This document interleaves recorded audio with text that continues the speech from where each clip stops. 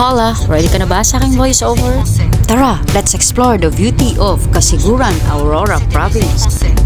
Base sa aking pananaliksik, lugar na kasiguran ay galing sa salitang kasiguruhan, which means safety or assurance. Sinakop daw ito noong mga panahon ng June 13, 1969 ng mga Spanish missionaries. Dito ay may mga nakatira ding mga Aitas or mga dumagats ang tawag sa kanila. Uran, may mga iba't iba rin mga silang mga lengguwahe katulad na Ilocano, Bicolano, Pampanguan, Gadang, Itawis, at iba na. Dati daw ay sakop ito ng Tayabas, Quezon Province. The brief history of Kasiguran, Aurora Province. Yan lang po ang alam ko. Yan lang po ang nalalaman ko. Itong beach na to ang tinatawag na Tipo Tidal Pool. Nung dumating kami dito sa area ay hindi maganda ang panahon. Worry kami ng aking mga kapwa travelers at mga joiners na baka hindi kami makapag-swimming or makakuha ng magandang videos or pictures dito sa Dalugan Beach. Iisang puno dito nakapareho ng puno nung nasa Siargao or kaya nasa Boracay. Siyempre, kung ikaw ay traveler, hindi ka papayag na hindi ka makakuha ng magandang angulo or video din sa puno na yun. And thank you sa mga girls na kasama ko dito. Napaka-supportive nila para pahanin ko. Sinisigaw na ko. Hayaan lang humagpas ng humagpas ang mga alon sa Dalugan Beach na yun. After ng pictorial dyan sa Dalugan Beach, lipat kami sa Tipo Tidal Pool. Ito lang naman ang itsura ng Tipo Tidal Pool. Actually, magkatabi lang din naman yung beach. Magkaiba lang po ang mga may-ari ng mga resorts na yan. Kitang-kita naman po na magkaiba rin po ang kanilang mga itsura.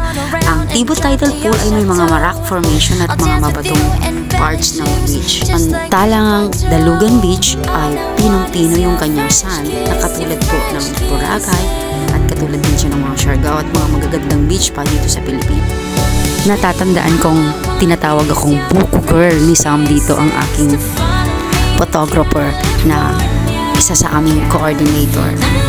Pero para sa akin, parang hindi ako ang buko girl. Parang ako yung takbo-takbo girl. Dahil lahat po ng videos ko dyan parang tumatakbo ako at hindi maganda yung pagkakatakbo ko. Sino mag-aakala may ganitong kagandang tanawin sa Aurora Province?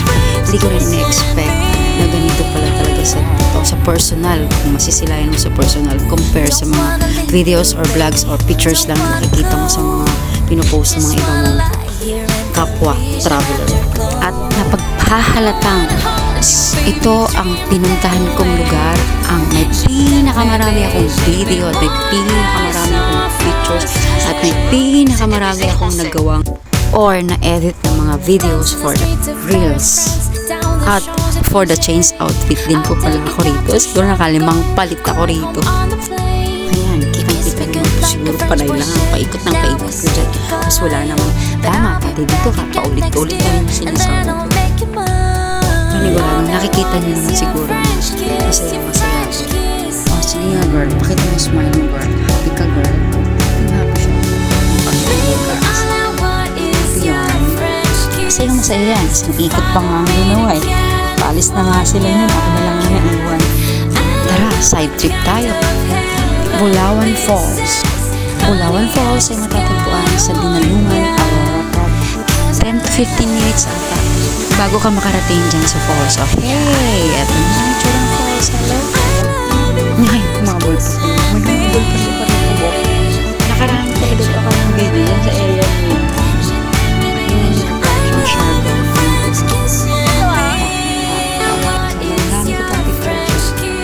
On our way home, syempre, pag sinabi ng coordinator namin ng side trip, ito yun.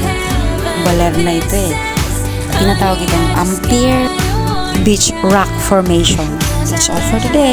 Salamat sa inyo at sinamahan niyo kong halugugin ang kagandahan, kasiguran, Aurora Province. Sarap naman mag-travel. Sarap naman, sarap.